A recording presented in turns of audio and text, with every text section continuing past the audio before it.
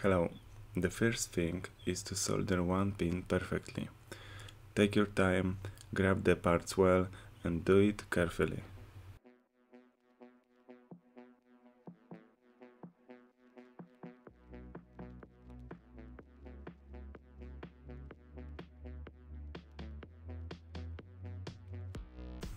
Then start soldering the rest of the pins, as I did.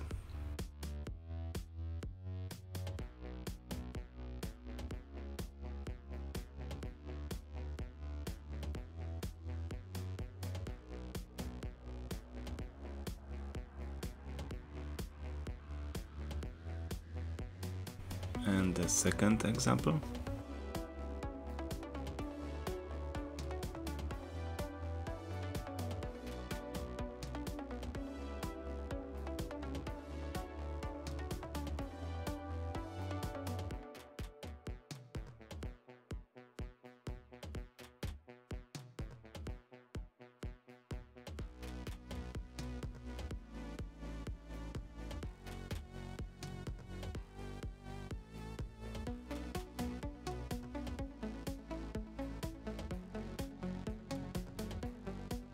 If you like this guide, don't forget to subscribe.